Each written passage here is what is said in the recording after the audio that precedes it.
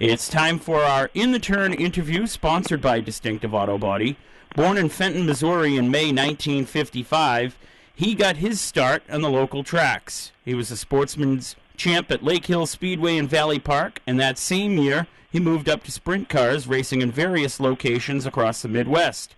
In 1980, he started racing in USAC's stock car division and was a series Rookie of the Year.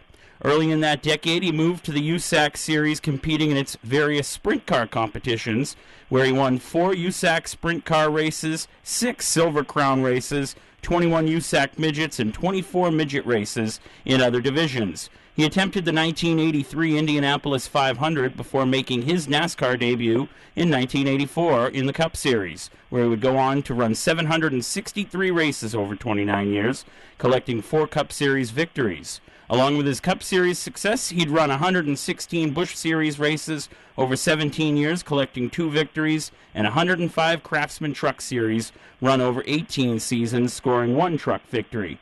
Ken Schrader is our guest this week. Welcome to the show. It's good to be here. Thanks for having us. It's an absolute pleasure to have you here, Kenny. So let's jump right into things and tell us, how'd you catch the racing bug? Oh, my daddy raced at local track there at home. He ran a general automotive repair shop right down the street from the racetrack, and he drove for a long time, very successfully. And when I turned 16, they just stuck me in the car. So let's talk a little bit about your early success at those local tracks. You started running early on. What do you remember about those days? Maybe a favorite memory, favorite speedway? Talk to us.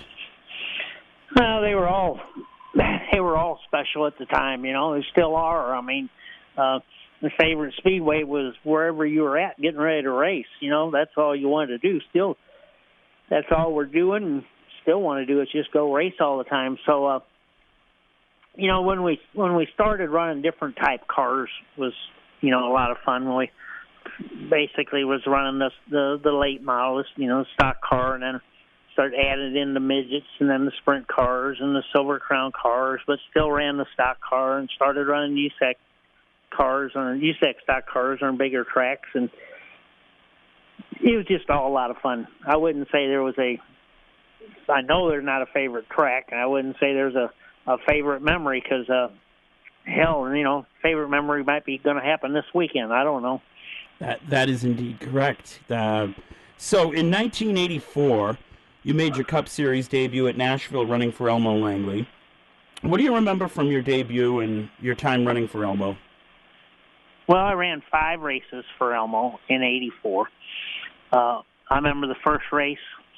They were really happy because we ran, I don't remember what it was 18th or 19th. And they had been used to finishing 25, 22 to 28 laps down or something like that. And we finished 9 laps down, I think it was. It was 9 or 11. And they were really happy. And I knew that I didn't do a very good job. And we had a lot of room to improve. So I thought, boy, I just got to do a little better and keep these guys really happy.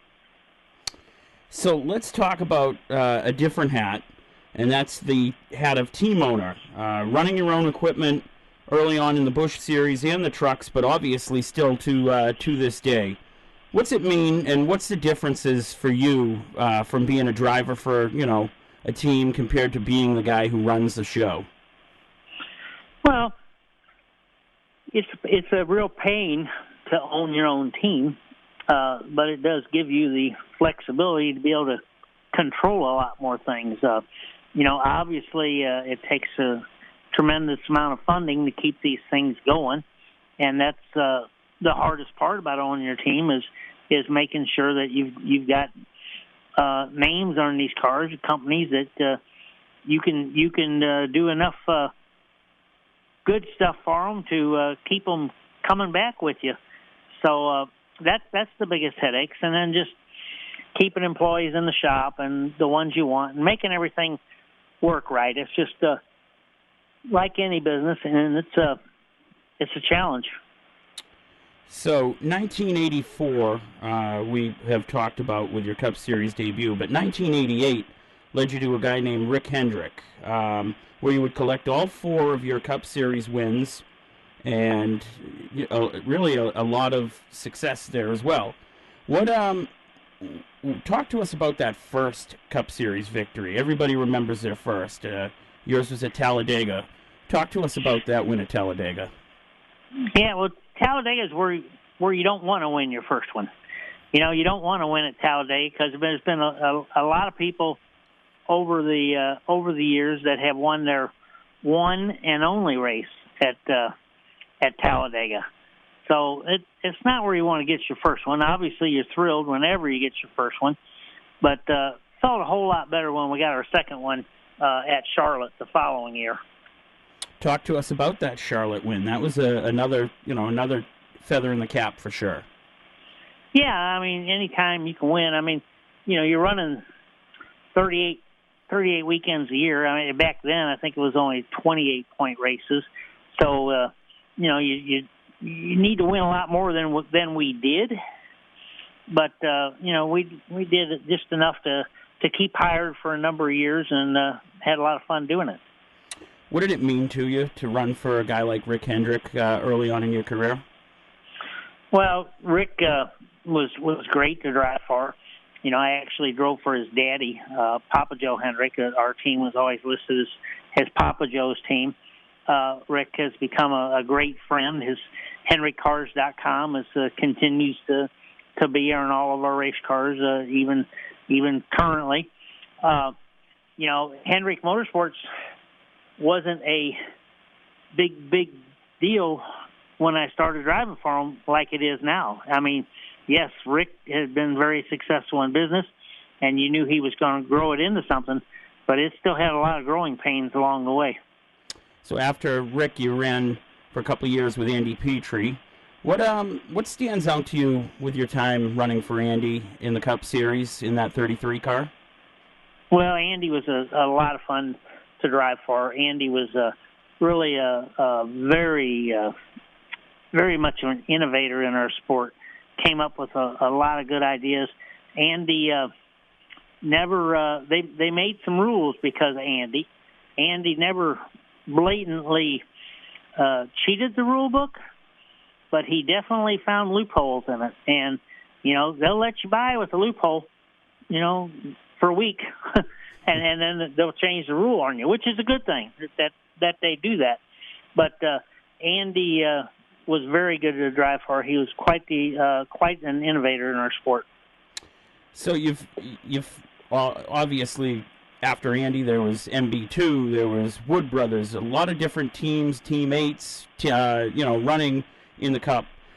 Any particular time from 2000 to when your career finished in the Cup Series, at least in 13, that stands out to you? Good story to share with the listeners, but, something you enjoyed from that time? Well, like I said, there's so many good times, things you had fun about. We finished up driving with Frankie Stoddard, Fast Lane Racing, and we were by no means a competitive car. We were running in the high 20s, low 30s every week. Not what you want to be, but Andy was operating it as a business, working very much within our budget, and had some of the most fun that I ever had was with driving for Frankie. So one portion of things we have not talked about is the Truck Series. You've run quite a few truck races, and you had one Truck Series win that came in your second start at Saugus Speedway in California. What do you recall from that victory and that day? I think that was the first year of the Truck Series, and it might have only been the third race of the series. I know the first race we were out at Phoenix, Arizona, and we were in our own vehicle. We ran third. Mike Skinner won, driving for Richard Childress, and Terry Labonte was second, driving for Mr. Rick, and we had our junk out there and run third. And the Truck Series was always fun. When the one we won was at Sonoma, California, or not Sonoma, at Saugus, California, which was very similar to running around a parking lot, just flat as can be, a little quarter mile. I flew home with Childress that night, and I remember it was pretty cool getting home before the sun came up after racing in California. That's all I remember. I rode out in the hauler with the boys, and things worked out good. Hustled back home. There you go. So recently, and obviously, like we said from the get-go, you're still racing, which is cool. Last year, you were doing a lot of the testing and ended up driving in one of the SRX races. Talk to us a little bit about the SRX series and that experience for you last year. Well, it's a good series. It's been very popular so far with TV and the people at the racetracks watching. It's definitely got its challenges ahead of it. This year with being on Thursday nights and being on ESPN, I think will be a lot better for the TV audiences. But it's going to be tougher for the racetracks to make things work, getting the people out on Thursday nights. So it's a good format, a very good concept. Like any business, it's going to have its own challenges.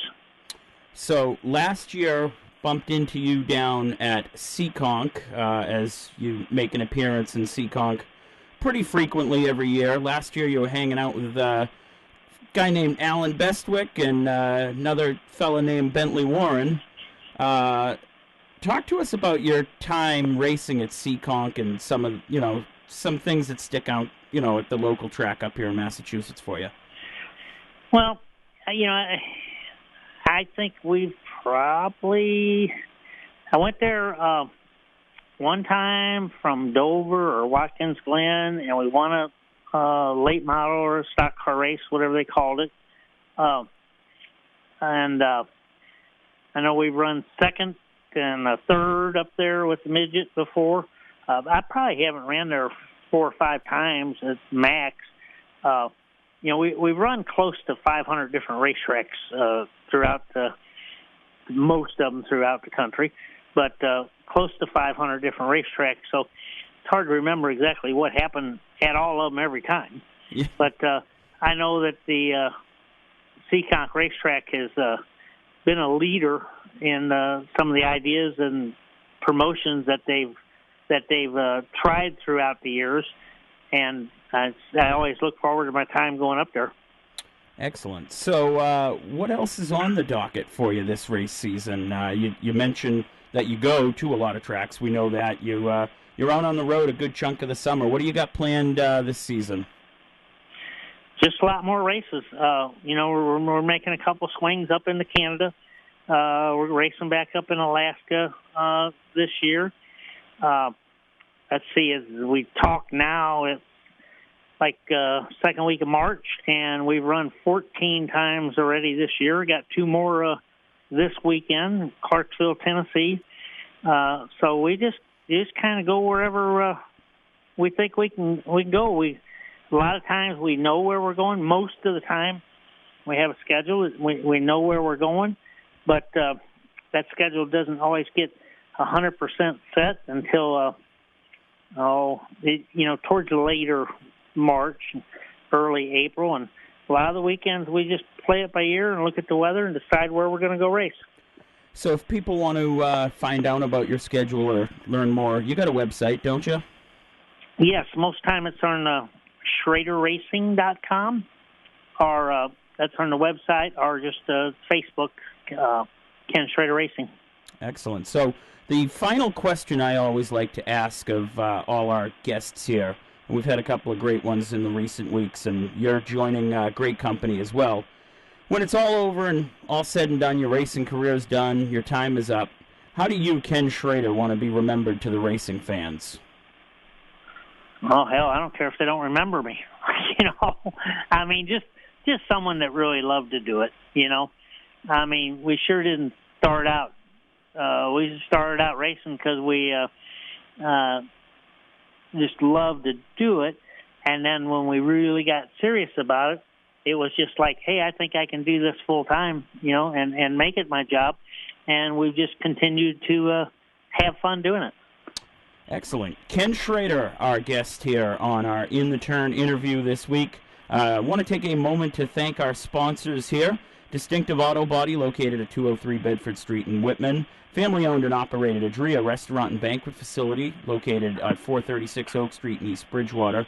My Insurance Company, Hanson Insurance, located on County Road in Hanson.